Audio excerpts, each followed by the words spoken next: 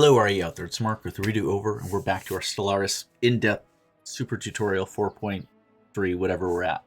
We are trying to terraform planets. Let's get the clock running right off the bat. Zip out a little bit. We got a new agenda ready. Okay, hold on. A couple things popping up. Lots of things popping up right off the bat. So exciting. Ladders to heaven. Primitive image capturing technology managed to record our observation post while it was in low orbit above Monsoon 4. Alongside eyewitness testimonies, these photographs have inspired some nations to build ladders to heaven in order to investigate further. While this is obviously a futile effort, competition between nation states have had a destabilizing effect. Old tensions are flaring up in the race to complete the first ladder. Fueled by national pride and scarcity of resources, if we can discredit their evidence of our own existence, we may be able to diffuse tensions before the situation gets out of claw.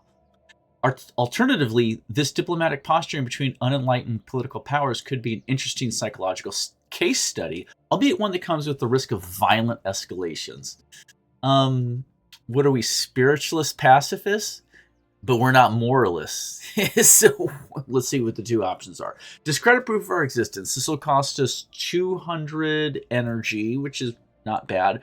Increases awareness to their society by 20, which again, I don't know what happens if they're completely aware of us. Like, does it matter? I mean, they're not a space age technology. They can't do anything. But we gain a whole boatload of society research or continue observations, which is just get society research. Oh, and then the bad things happen. I see. Let's not discredit it. Let's just let things continue to roll. See what happens. I'm curious. It's not our fault they're looking up, right? We're not meddling. We're just watching. How can it be our fault? Here we go. Vote for Federation law. Okay, we got some stuff coming up here, but let's jump into the council agenda really quickly. We're ready to launch Higher Purpose. This is going to push our spiritual ethics attraction plus 40%. Citizen happiness stays the same, and we gain a massive dump of 50 unity per 100 priests, which in this case will be a big old resource gain of 3,400. Yes, please. I'll take that. And is there a new agenda ready to select? Yes, Infinite Opportunities, which is a Citizen Pop Happiness 4% to 10% once it launches. And that should stack nicely with our Citizen Pop Happiness over here from Higher Purpose. So a lot of happiness. Very cool. Close that down. Oh, what do you mean? No, here we go. I didn't select it. There we go.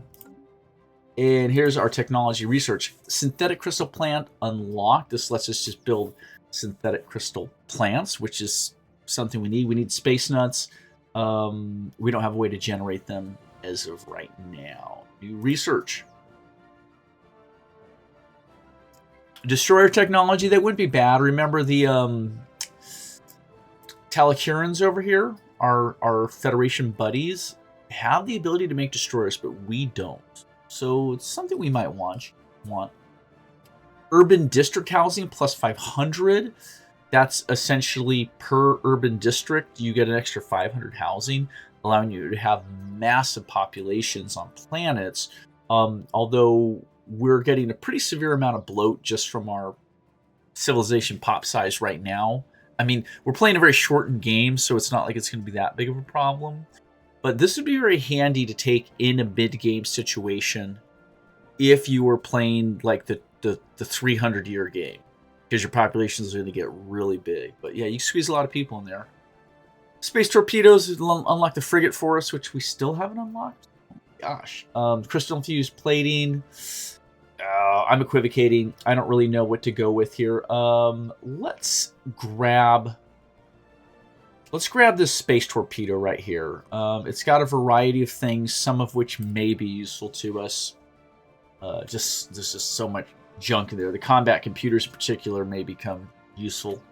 Design those in. Vote for Federation law. This diplomatic proposal will be automatically declined shortly here in just a couple of months, but let's take a look.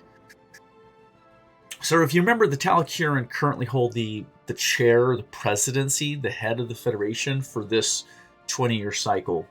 Active law, low Federation centralization. Vote for proposed change to medium Federation centralization. The Talakiran are for it, of course, because they're in charge. So before we vote on that, let's take a look. Jump to our Federation, the Space Friends Club.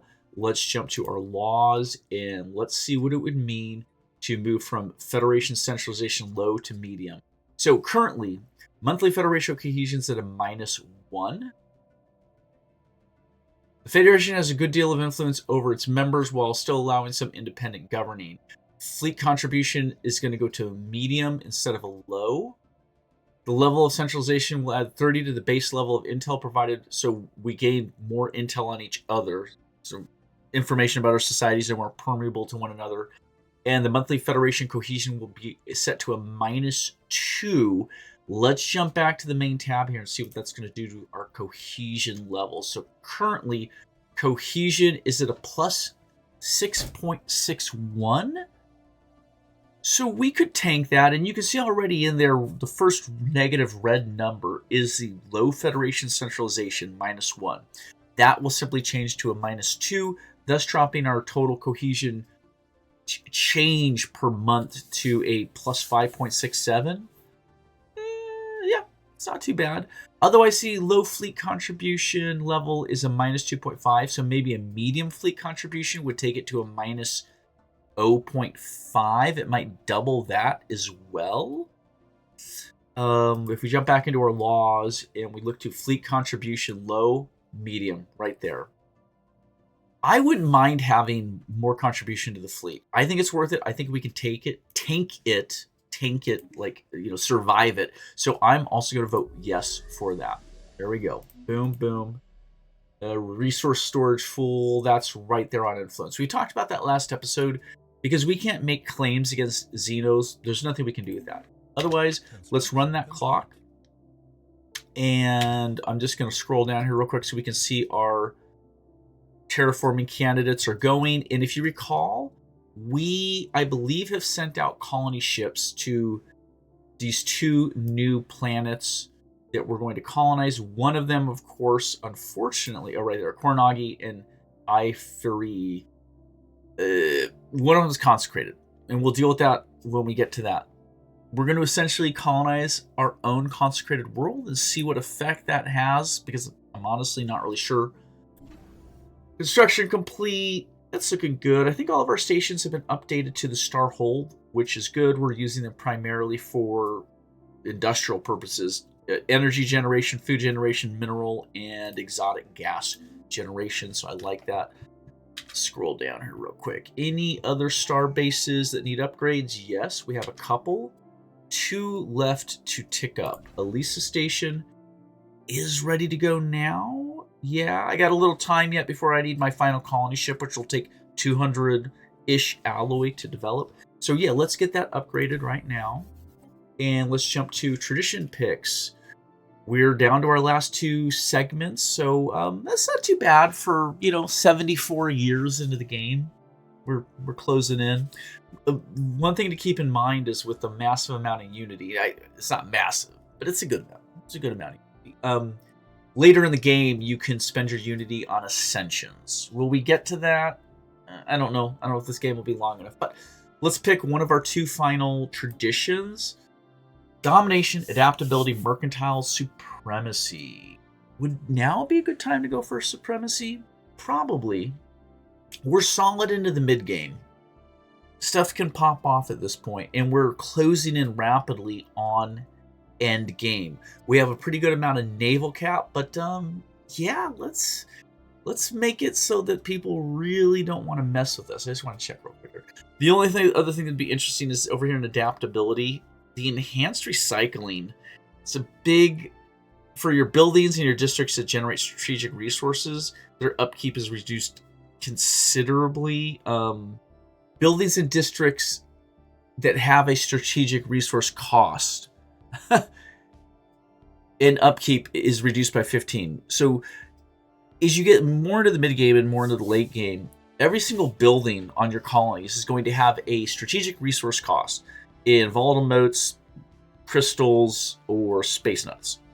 Obviously. Sorry, exotic gases, volatile motes, and space nuts. So by having roughly 1/6, 1/7 of a reduction to their costs, it really helps out.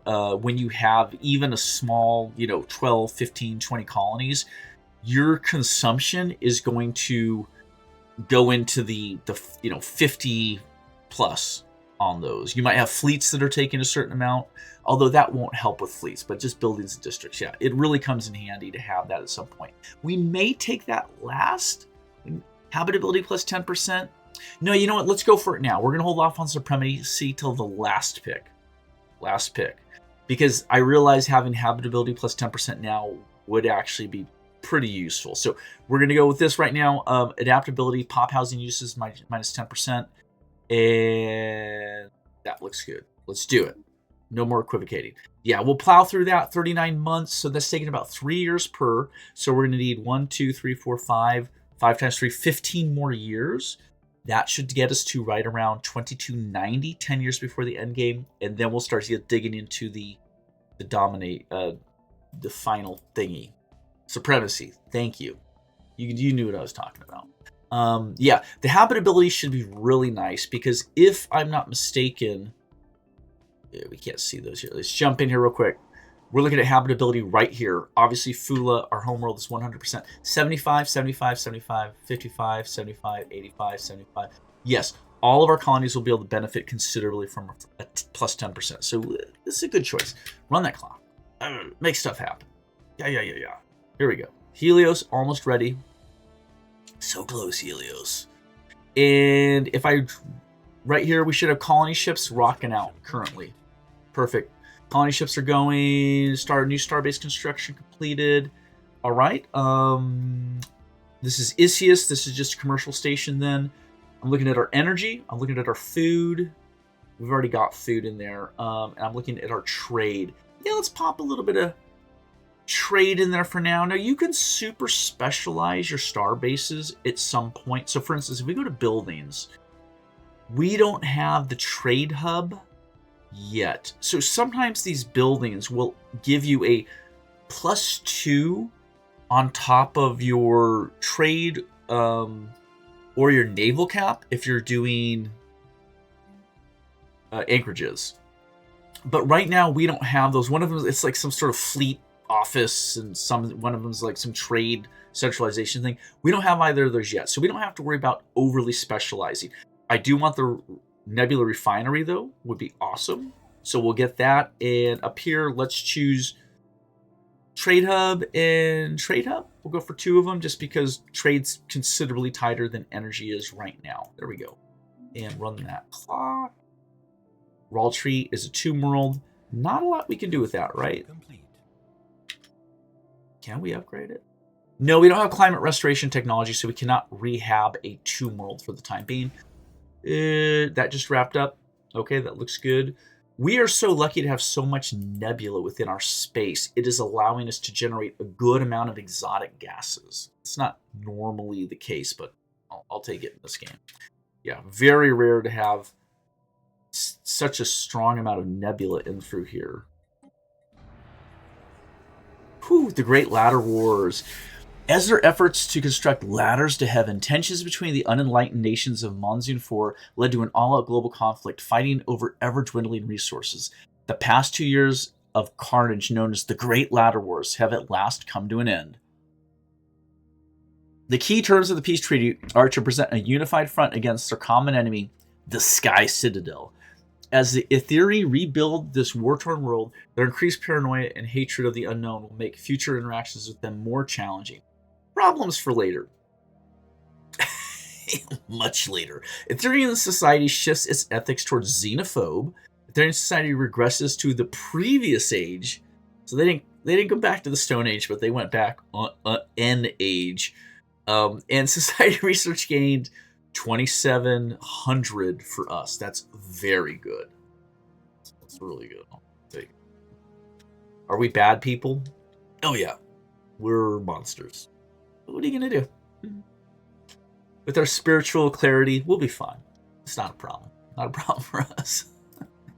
Running the clock as quick as I can. We're almost there on Helios, and our first colony ship is en route right now. Coming from where? Coming from Castor, I think. Coming this way. Here we go. Heritage site. Awesome. This is the upgraded Autochthon monument. It's not how you say it, but I just say it that way because it's Octathon, something like that. learn to spell words right. That makes no sense. It's like Greek or Latin or something. I don't know. Auto self, right? Okay. What are we going to get out of this? Planet modifiers: unity from jobs plus 10%. Produce per 100 civilians plus 1/2. We don't really care.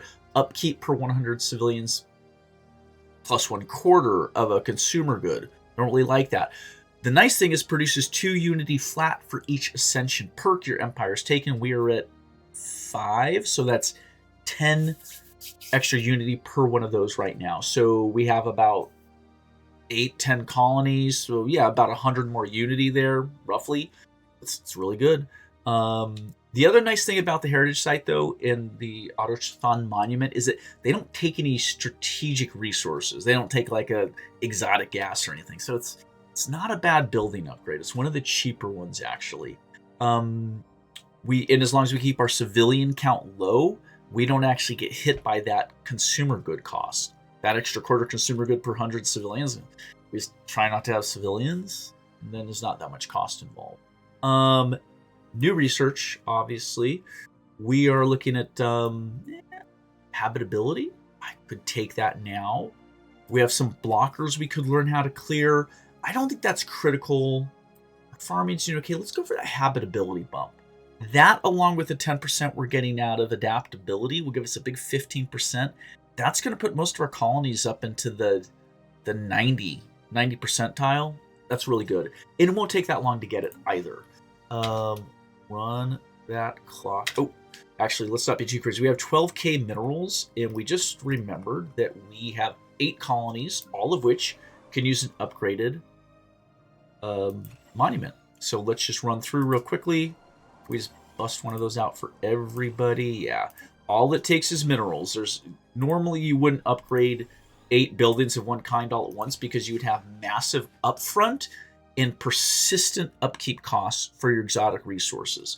So we're able to do this just because it's a good building for our purposes. Being so Unity focused, this is like primo. When this kicks over, it's really going to help us out. Remember, I'm upgrading the heritage site not just on my ecclesiastical worlds, where we'll get a big 10% bonus on top of the old Autochthon monument, which gave us 5%, but it'll even help us a little bit on worlds that, like, it was like Wegmore here. Wegmore's a factory world, right? There's no priests per se, right? Are there any priests? No. But it'll still give us the flat plus 10 unity and a little bit of unity if we have any extra civilians sitting around. So I think that was solid. Let's run that. I can see everyone's currently working on that building to be done in less than 3 years. Here we go. Elisa Station. Let's get the hydroponics bay going. And let's jump in here and, yeah, let's push out a little more trade and a little more energy. There you go. We could build anchorages if we needed more naval cap, but right now we have plenty of overhead for that. And we have just enough alloys to upgrade our final station right here. Castor Station. Give her the upgrade. She's about 1.5 years out on that. Run that block. We're waiting for Helios to finish. There it goes. Jump in Helios right here. Colonize. The Baki is most suited for it. Right? Yeah, that's all we got. Colonize. Boom. Helios Prime. And otherwise, we still haven't... Yeah, the colony ships are still streaming in there. So we got a little ways to go. This colony ship is on the final leg to Kornagi. A second colony ship is done here at Isius. It's going to make the long trip out to Iferihi. You guys know. Colonization in progress. Excellent. Otherwise, I don't think there's a whole lot for us to do or build up anywhere else. We may want to consider continuing forward with our fleet. Let's wait for the frigate thing to get done, maybe. it's good to have a little mixture of ships. The frigates can be designed for more long-range standoff. I think frigates are well designed usually for combating larger ships because they're using like torpedoes and missiles. I think they're designed to like fight at a long range. And you want to mix that with you don't want a whole fleet of just corvettes or just cruisers or something. You want a mixture so that you don't get into some extreme lack of parity against an enemy fleet. So a combination is nice. But yeah, we'll hold on. We'll build up our alloys until we get the frigates, and then we'll try and match, not one for one frigate to corvette, but maybe build like one frigate for every 2 corvettes, something like that. Here we go. Principality of Fulu. Theocratic monarchy played by unknown. Who the heck are these guys? Greetings, friends. It has been some time. First, I want to apologize for all the efforts you put into looking for me. My disappearance on Manzu 4 was entirely intentional. The unenlightened here have come to see me as something of a god, and why shouldn't they? After much deliberation, I've decided to bring true civilization to these unenlightened. How should we respond? What has gotten into you? You will report for immediate extraction. You're insane. Goodbye. Oh my gosh. Well, we're going to say you will report for immediate extraction. It is too late for that, I'm afraid. I'm done taking orders from those beneath my station. My intellect was at your disposal, but you chose to squander it. Here I am, treated with the respect I deserve. This is my home now. With my knowledge and the technical schematics I brought with me, I will jumpstart this culture and usher in a golden age. Oh boy. It's interesting. I don't know all the avenues of this event. It's an event that's popping off here, right? This is one of our scientists that's gone rogue from the observation post with the primitives on Monsoon 4. Now, you could potentially do nothing, just say goodbye and let this guy promote this civilization to a starfaring nation and then absorb them, right? Because it's going to be in your territory. It's going to be on Monsoon 4, which is right here within our territory. We wouldn't want that per se. But you could take it over, take the whole world essentially, and you'd gain those new primitives as a new species. They'd be functionally uplifted, I guess. But we're pacifists, so it's not going to be an option for us to ignore it, let them promote via the scientists' rogue help, and then conquer them. We don't have that option. Unless they were to declare war on us, there's nothing we can do. We can't invade them. We're pacifists. So we want to deal with this. Normally, I'd let it ride out and just be like, yeah, go for it, man. Like, let's see what happens. But it wouldn't make sense for our build. So, report for immediate extraction. You're insane. Goodbye. I'm hoping an event will pop up here, which will allow us to somehow mitigate this. What might it take? Troop transports? Possibly. Should I Yeah, let's try this. Let's go to Uproth. Let's go to armies. Let's grab a couple assault armies. We have a little bit of, that shouldn't be a big deal. 1, 2, 3, 4, 5. We're just going to build up a few assault armies, getting them ready to go in case we should need them to drop in there. I don't know what it's going to take. Also, hold on. Let's pre-position a constructor. I don't see how a constructor would help us, but let's get it there to say Escalon. And let's get a science ship with a scientist. Dang it, still waiting for wormhole technology over here. He's gonna be waiting a long time. Do we have a scientist here? I could send the ship. Yeah, let's just send one of the ships to Escalon. And then we should be able to transfer our scientists from the Atalante to that ship should we need it. I think that works. Let's run the clock. Essentially, we're just trying to pre-position to handle any sort of event or outlier there. You can see here we are, in fact, our 9th colony is currently in the process of colonization. That's about halfway through. Hold on, I'm curious. That's about half of the progress, but I'm wondering how long we've gotten, or how quickly we've gotten our colony development speed down to. It's going to finish at 2278.4. So that's 10 months out, right? Yeah, 10 months. So we're sitting at 20 months to develop a colony? We didn't really speed it up that much. Here we go. Castor Station. We cannot get the Nebula Refinery, unfortunately. What else would help us there? For the time being, let's just do a resource silo. We don't really need it. We don't have that much surplus on any resources, but yeah, what the heck? Let's throw it in there, and up here we will grab a little more energy, a little more trade hub. There you go. Okay. Run that clock. An industrial revolution. The unenlightened civilization of Bungie 4 has entered a new era of history, having developed into a fully industrialized society. The dramatic effects of this revolution can be seen across the planet. Factories have sprung up everywhere. New medicines have resulted in increased population growth, and scientific innovations are appearing with increasing regularity. Continue surveillance efforts. The bummer is we might lose this monitoring station, this outpost, if we lose the whole monsoon. Here we go. New research. Yeah, frigate's ready.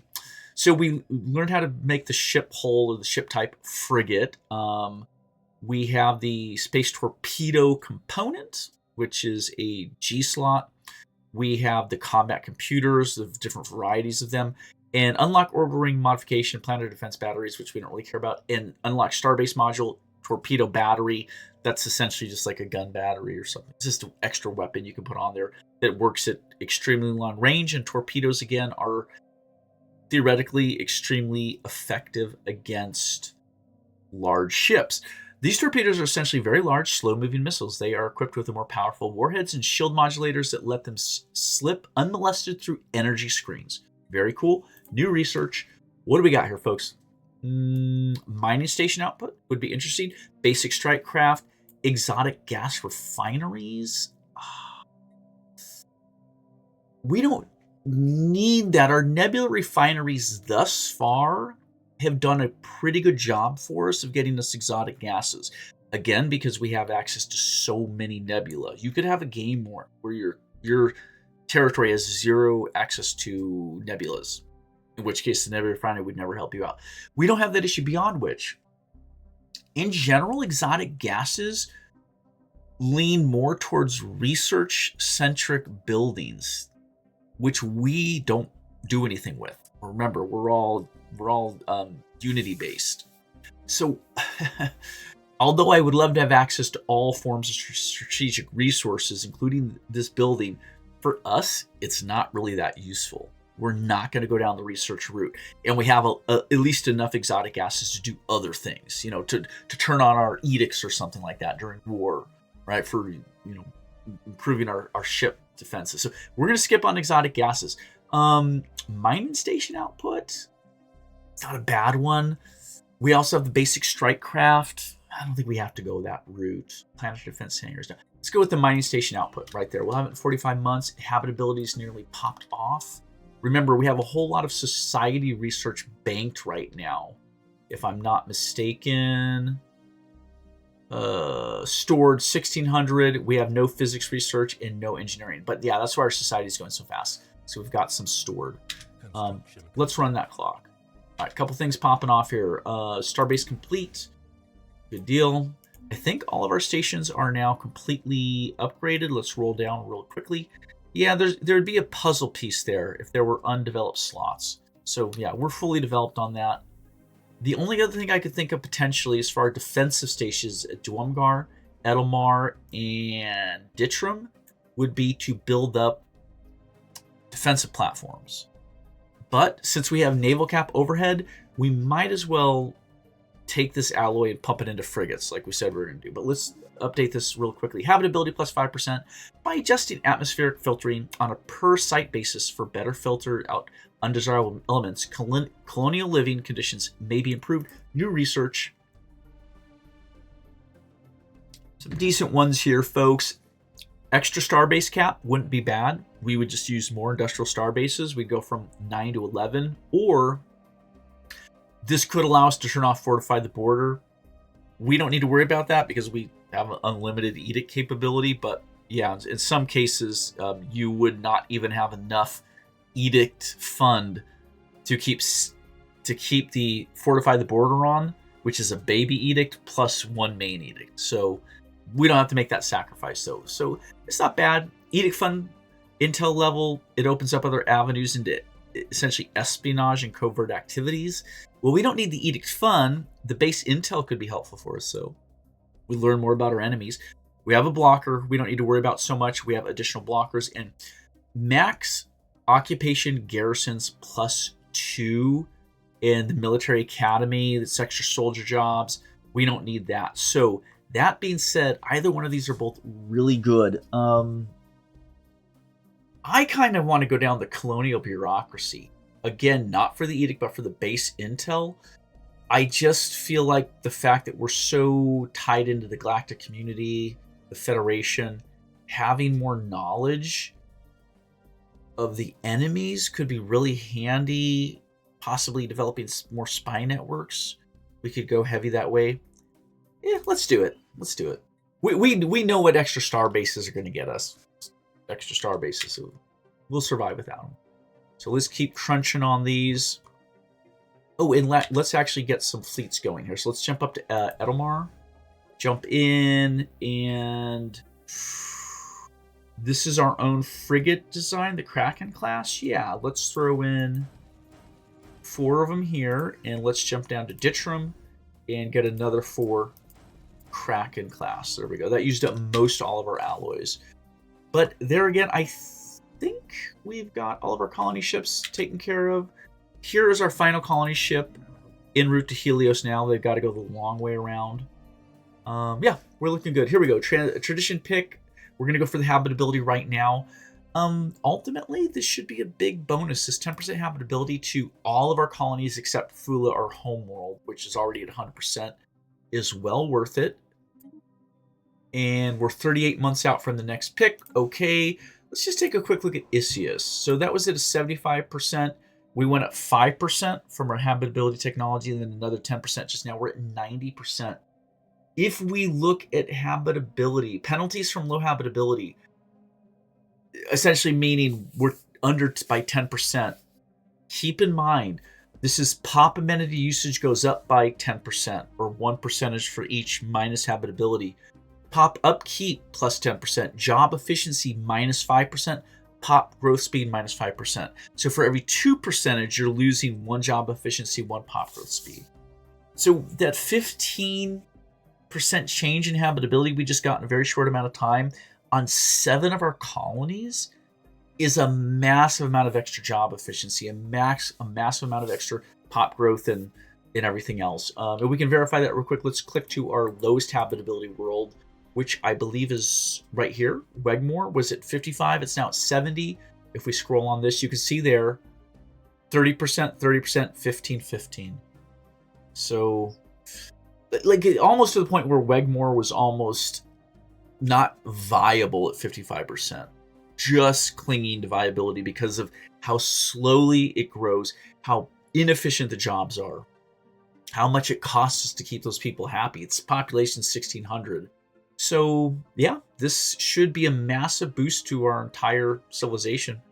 Do we need to be building more buildings? Hold on, let's just look real quick. We're looking for civilians. I want to make sure we don't have a surplus of civilians anywhere. No, in general, we're pretty tight. Looks like most of our people are properly employed. We don't have more than about 20 civilians on any world at this point. So we're not doing too bad. I'm looking up here at our productions. We're sitting well with energy, minerals, food. We're going to keep saving up on the minerals here because we're going to need a good amount of minerals to reconfigure our colonies. But we're going to wait till all the colonies are, in fact, developed. Just racing forward on this clock here. I'm watching our time. We're about half hour into this episode. Again, I'm pretty sure we're going to go with 2 Forge Worlds and maybe an additional ecclesiastical center. New colony founded at Kornagi. So we're just going to take a look. There's no specials up here. And in general, they're not suitable for energy generation, mining, or farming. None of those really work out for us. If we look over on this side, we have a single... No, we have 2 mining worlds. That's not good. It's because Koronagi auto-designated a mining. We're going to change it off. But in general, we have a single mining world. We have a factory world. And we have a industrial world. So we are going to want to switch this to a forge world. Yes. So we're going to go to auto-designation. We're going to scroll down. We're going to switch them to forge. That is going to be upkeep for metallurgists minus 20%. Make that change right now. But before we start building that, we need to get this place growing. We are going to get them their medical center and their luxury residence right off the bat. And hell, let's throw in one more, which will be heavy industry. Gives us the 3 building slot, an extra 100 metallurgist jobs per district. So we'll get that set up and we'll run the clock there. And in particular, let's do this. Hold on. Let's jump up to Koronagi Prime. Instead of Prime, we'll call it Koronagi Forge. Can we read all that? I think so. Okay. Yeah. Just so it's easier at a glance to know what the point of that is. Finished caster stations, fully upgraded. All right. Keep running the clock here. Let's go back to Edelmar. Pause that clock. Let's get them a couple more frigates. Let's jump down to Ditchrum, get them a few more frigates, 4 more on each of those. And this will keep pushing up our naval cap. So we have a resolution passed. Chart of Worker Rights. I'm not even going to review that right now. I just want to make sure that we have our downvote registered for Guardian Angels Act. And I think it's going to fail. I hope it does. Is there any way to see? We have a little while. They're in recess for now. We'll worry about these. It looks like these are both on the block right now. We definitely want this one to fail because of the technology bonus, or the diplomatic weight bonus from technology, which we suck at. So we'll look at that in a bit. Technology pick. Unlock resource harvesting. This exotic substance has many properties that seemingly defy the laws of physics. Harvestable concentrations can now be found near black holes or on certain nebula. New research, please. Yeah, that was a throwaway one. We didn't really need that. Advanced shields, very expensive. Research, we don't want any of that. Research, so many researches. Let's get the auxiliary fire control. There you go. Let's grab it. It's cheap. Won't take us too long to get. And let's send our constructor over here to Uproth to start harvesting that dark matter. So we'll grab the constructor, and we'll have that shortly. Run the clock. We have 4 ecclesiastical centers. So as we get our Koronagi Forge up and running, we will start to shift Elisa Prime from an industrial world specifically to a forge world, which will involve... We don't want to do it yet, though, because Koronagi Forge doesn't make any alloy, so we don't want to gut that yet. But we will essentially switch out the civilian industry specialization to a heavy industry, switch it up here as well. So it won't be that painful for us. We're going to lose the 3 buildings, and we'll have to change that out, but we'll get it quickly enough. Newly founded colony. Again, I'm looking here. They're not particularly good at generation for power, mining, or agriculture, so looks like it's a pretty flat mix. We have enough minerals coming in right now. We can always improve our single mining world, which in this case is Isius Prime. We may want to push that forward a little bit because we're going to be doing a considerable amount of building over the next decade on 3 new colonies. So we may want to push that up. But yeah, what do we need here? More ecclesiasticalness? I think so. Auto-designate as a priest world. There you go. We're going to jump in here, though. We're going to give them the medical center, the luxury residence, and we're going to specialize, first things first, to spiritual enclave. There you go. And we're going to call this, instead of our free prime, we're going to make it unity. Right there. And we'll close that down. Is it consecrated? I don't see a consecration thing. Shit, I don't remember which one was our consecrated world. Dang it. Was Helios consecrated? It is. Or any of our others? Hold on, we're going to scroll through real quick. I just want to see if there's any consecrated world. Maybe if you colonize, it deconsecrates. Yeah. I'm not seeing a consecrated world out there, folks. Huh. Okay. Well, we'll see what happens with the last one. Colony ship is en route here, nearly to Helios. We're building up our alloys again. And let's jump to Isius Prime real quickly because, yeah, what can we do here? I do think we want more minerals. We are completely full up on jobs right now. We actually have a good amount of grease here too, but let's push the minerals forward. So we'll build 2 more districts. Yeah, with that, that'll be an extra 400 mining jobs just to push that ahead more. Construction complete. Run the clock. We are now generating dark matter. There. Yeah, we're getting some interesting stuff coming in. Still no space nuts. Oh, shoot. Are we working on that technology? I didn't skip that, did I? I did. Shoot. Can we get that somewhere? Factory World. Okay, this might be a good place to put synthetic crystal plant. Okay, yes.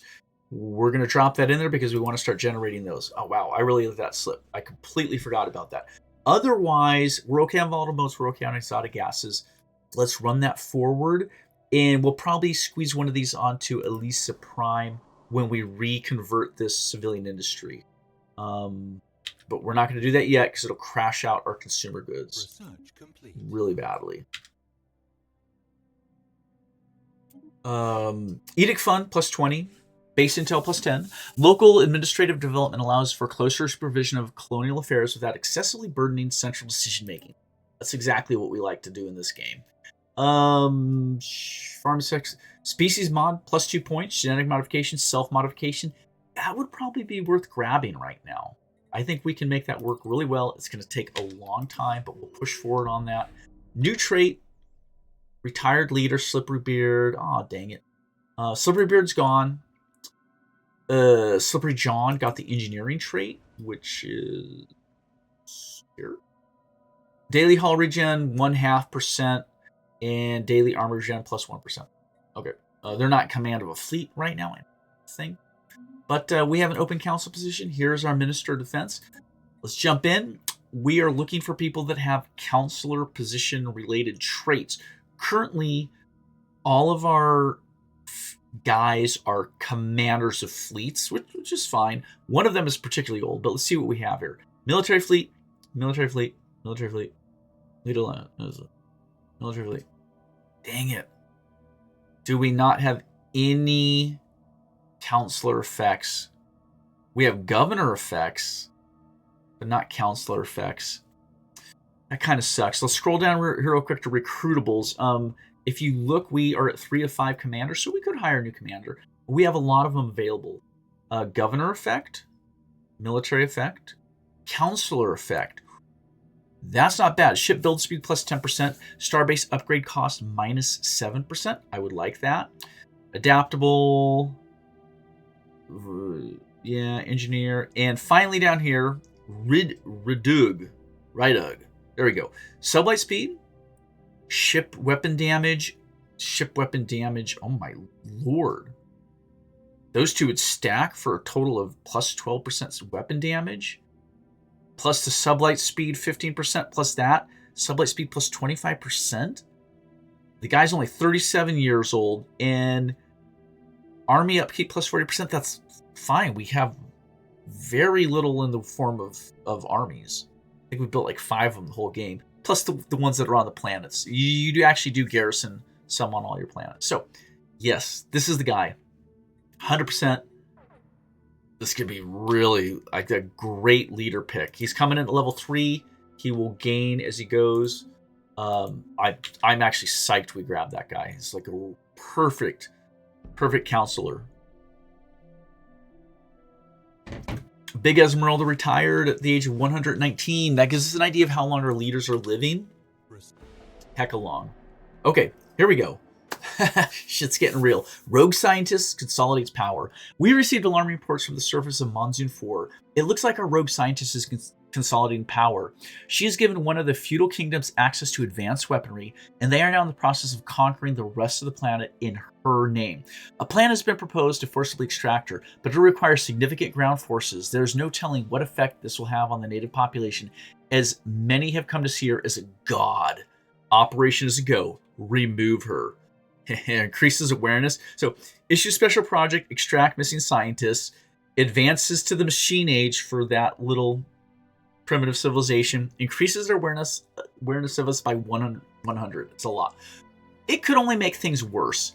They still advance the machine age, and it increases their awareness. Yeah, we're going to make the special project in this case. So remove her. Pause right there.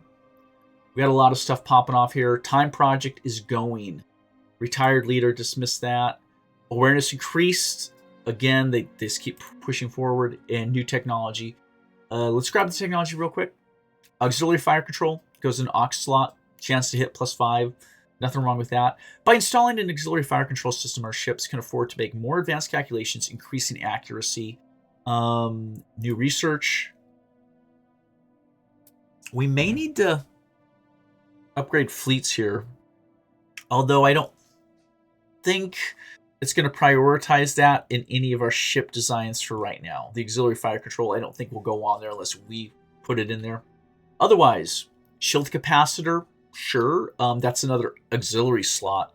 On our smaller ships, you're only going to get like one A slot, so it's not that you used to have like 5 different auxiliary components. You only choose like 1 or 2 of them. So kind of want to focus on what you're good at.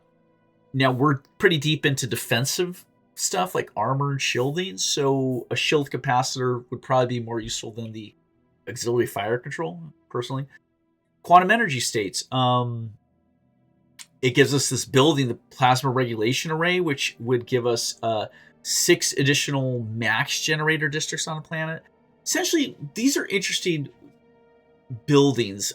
There's one that will let you have extra generator districts, ones that'll allow you to have extra mining districts.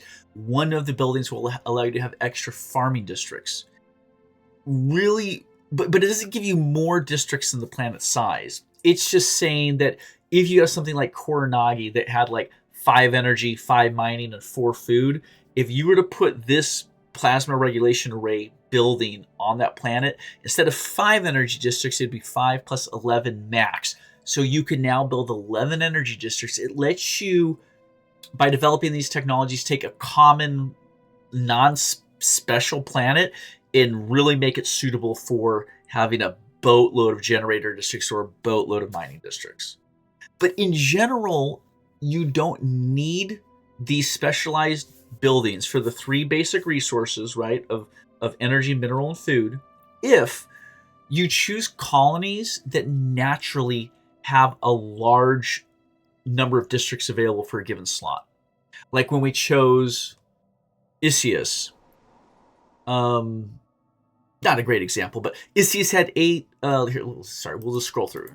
Let's find a good one. Anything really crazy? There we go. That's pretty good, right? Okay, here. 10. If we chose Uproth to be our energy district, it naturally could have up to 10 districts. You wouldn't really need an extra building to give it more districts, per se. You know, and some planets go well beyond 10 of a given category. I don't see any. We don't have anything that are that crazy specialized in our playthrough. But yeah, sometimes you can go into like 12, 14 of these just naturally. But don't sweat it. Let's jump back to our technology pick. Otherwise, we do get just the flat bonus to energy from technicians and from star-based constructions, meaning our solar panels are just more efficient. It's not bad. Shield capacitor's not bad. Blue laser. Let's go with the energy production because we are getting a little tight on energy there. Remember, we don't have a dedicated generator world, if you recall. Otherwise, let's jump over to the situation. Extract the missing scientist has 2 transport ships in orbit. That shouldn't be a problem because, as you recall, we had developed some transport fleets. I believe we have 5 of them in this little mini fleet. We're going to send them in. We're going to land some troops there. They're going to go wreck some shit. Are they doing the special project? Yeah, they should be. They're popping in. They're going to hit that in just a moment.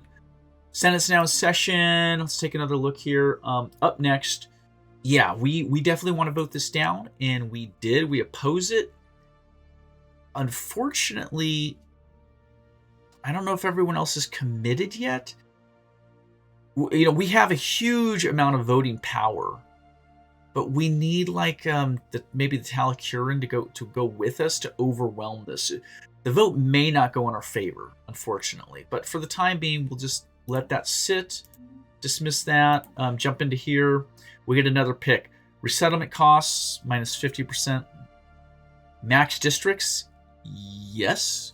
This is just for every normal, natural, non-artificial planet, you get a +1 district, which is all of ours, even our terraform ones, I think. So, but let's observe that. Hold on a sec.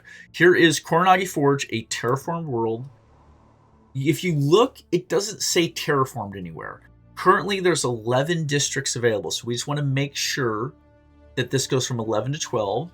In Fula, we have no districts available, right? So this is a handy technology here, or bonus. So we're going to choose adaptive ecology. The highest function of ecology is the understanding of consequences. Awesome. Yes. Boom. So remember, there we go. Fula automatically went from 0 to 1. And let's jump back to Koronagi Forge was at 11. It is now at 12. That's good, folks. That's exactly what we want. And while we are sending in the troops right here, let's see, we grab these guys. We actually want them to jump in here. Research project. They're gonna research with their guns. Hold on. Fula, though. Let's get ourselves another city district going. Yes, let's build that right now. There's no reason not to do that. Otherwise, I don't think we ran out of districts available on any other colony yet. I'm looking, just checking here, watching these numbers flash up. Yeah, we have tons of room to build on all the rest of our colonies, so no issues. But yeah, let's run this clock. Let's see what happens. They're researching. Yeah, here we go. They did it. So during a clandestine mission to the surface of Monsoon 4, one of our shuttles was intercepted by a squadron of atmospheric fighters belonging to a local nation state. A lucky missile had disabled the shuttle engines and it crashed in a remote wilderness. We need to act fast if we are to evacuate any survivors before the unenlightened reach the crash site. All evidence of our presence must be removed. Time is short. Son of a beep.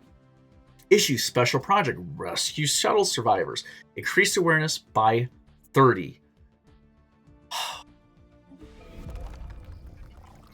Exposed. We've been careless, conducting operations in the Munzu system without bothering to hide our activities. Despite their modest technology level, even the Etherean civilization have taken notice of our activities. First contact is now unavoidable. Unfortunate. Here's the Ethereans. Ah, there you are. We've been waiting for you to initiate contact for so long. We decided to make the first move. What happens now? Divine greetings upon you in your world. Okay. Or we come in peace. Let's see. We're fanatic spiritualists. Let's do that one first. Developing civilization encountered. The news that we have made formal contact with an intelligent yet undeveloped civilization have been received with mixed feelings by our populace. This confirms our long-held belief that there are non-spacefaring aliens within our galaxy who may have never even considered exploring beyond their own planet. Each species we encounter represents both an opportunity and a threat. We must be wary. The technological level of these particular aliens is low by our standards. They have not yet achieved spaceflight. We must decide how best to engage them going forward. This changes everything. Wow. So, quick question. We're still trying to extract the missing scientist, and we now need to rescue them. We need a science ship in orbit to do that. Not a problem. Let's pop out of here. Let's switch over Sailin' Ann to the Free Pearl. Real quickly, Sailin' Ann, you going in, girl? Right there. She's in the Free Pearl now. So we essentially just teleported her across our arm of the galaxy. Cool. Maybe she's remotely commanding. I don't know, but we're going to send her in to go work on that research project. The good news is, although this is getting all kind of mucked up with Monsoon here, it's giving us extra events at this late stage of the game. It's mid-game events, but yeah, it can lead to society research and other benefits. I'll tell you what I would hate is for this monsoon to flip over to its own nation state, because it would cut off this branch of the galaxy from our main branch. It's not really the end of the world. We still get all the resources. We don't really need them to be in contact, but yeah, it sucks. They're fully aware of us. Yeah, folks, this is them. This is their weird little world. I would love to conquer them. It's only 30% habitable. Run the clock here. Let's see what happens at the next month. Technology popping in. Mining station output plus 10%. This is standard, just higher level 2. Here we go. We're back to destroyers. Civilian fabricators. They do take space nuts, which we're starting to develop. But this would be a huge boost to the number of artisans we have. Of course, you have army damage with worker pop resource output by a flat 5%. That's not all jobs. It's just workers. So you're talking your energy, your minerals, your food. Not that useful to us. And it does open up other avenues here in the field of robotics. Because we are spiritualists, we don't go down that avenue. Our people don't want that. I do see an interesting rare technology, modular engineering. Star-based building costs minus 25%. Star-based module costs minus 25%. They would save us alloys. It's not that useful, but it is a rare technology. If we skip it now, it'll probably never come up again. However, it's a cool technology, but here's the thing. It's so hard for us to get technology that this is worth skipping. It's purple. It's rare and special. But you know what? We can just build the modules at regular cost. It's not giving us anything that we can't have already. Just the only difference is 25% alloy. Who cares? We let it go. We want these civilian fabricators because you can notice that although we are doing very well on all of our other resources, we're continuing to struggle with consumer goods. This will help fix our artisan issue. And recirculation center upkeep for artisans minus 20%. This is a building you can build on a factory world, which will just help maintaining thousands of artisans that much cheaper. So yeah, this is what we're going to do. We'll have that in, I don't want to say short amount of time, but we'll have it. There you go. Let's look at our factory world Wegmore really quickly. Yeah, we'll be able to put some buildings in there and improve these. What else do we want to get rocking here? We are finally generating rare crystals, which is good. Let's build another city district there. We'll push that forward. This is a huge planet. We're able to get a lot of factory stuff going. Let's check on our two new worlds. Forge World, a Koronagi Forge, and a Free Unity. So let's jump into Koronagi Forge. They have colonist jobs available. But yeah, let's start pushing forward our heavy industry here. We'll jump in, and these are all interesting. Let's get the alloy foundry going. Maybe a synthetic crystal plant, and let's upgrade that gene clinic. Sure. You see, we're getting through our minerals really quickly here, folks. And then here's our ecclesiastical center. Let's upgrade the gene clinic. Let's jump into spiritual enclave. Let's get a temple going, and let's put the Otto Chthon monument out here in our main city center, I guess you could call it. We're still waiting for Helios to finish, and we are still in the process of converting over some of our other worlds here. Plenty of mining jobs here. We're trying to fill it up because we know minerals are going to get tight quickly. So we'll keep having Isius push forward on mining. Didn't we have a world that was particularly good at mineral production? Why is Wegmore not our mining world? Son of a gun. Wegmore looks so much better at mining. Wegmore would definitely make a better mining world. Gosh darn it. Oh, if we could convert it. It has a decent number of mining districts in general. No other specials. We have a little bit of farming going here. That actually works really well at Troydom. I mean, it's an ecclesiastical world, but they do get a little bonus for farming. It's not bad. We have plenty of food. I just wonder if we should completely rework now that we have Wegmore. Wegmore's a massive, massive world. Yeah, I mean, listen, they would be more efficient at putting out minerals, that's for sure. But I would never want an 18, 25 district world just doing minerals. It's just not necessary, so I'm not going to switch that over, folks. And are we in the process of switching these guys out? Can we make this change yet? Well, we need Wegmore to get more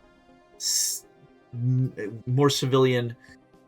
In order to switch Elysia Prime to a Forge world completely, we need Wegmore to be ready to pick up a lot of the civilian industry load. Yeah. We got that city district going, and let's get another civilian industry in there. All right. And at Isius Prime, we don't have mineral purification. We got to track that down at some point. Only because we could put an automation building in there. So, yeah, let's see. For the time being, let's build another mining district there. Run the clock. We're closing in. We are at an hour here. I really wanted Helios Prime to be completed, but it's not. And we're running our missions at Munzoon right now. Here we go. Successful extraction. We've successfully extracted the rogue scientists on Munzoon 4. Hundreds of unenlightened were tragically gunned down when they launched suicidal attacks against our forces in a futile attempt to protect their god. Our legal system will now deal with the scientists, but the impact of these events on the planet's civilization must be immense. They still possess some of our technology, and their deity has just been spirited away by invaders from the stars. At least one problem has been dealt with. Indeed, and we have another project going right now. Selenan got Champion of the People 2. Cool. Operatives rescued on Munzoon 4. Special project complete. Operatives from the ISS Repro managed to evacuate several survivors from the crash shuttle on Munzoon 4. The remaining debris was destroyed in a controlled explosion, leaving nothing but a small crater for the pre-FTLs to find. The nation-state where the incident occurred will no doubt blame its neighbors for the border violation, but hopefully the disruption to their natural development will prove minimal. Unlikely, but more society research, I'll take that for sure. Oh, watching Isius here with the mining. They have a lot of jobs available. Can we turn off any of these? Can we turn Enforcer down? Yeah, let's try this. Let's see if we can depromote Enforcers more to get more workers into those jobs. Let's start ticking down Enforcers. We're just watching crime here real quickly. Yeah, no issues with crime. Now, those are specialists, but hopefully they'll down promote pretty rapidly and fill into those mining jobs.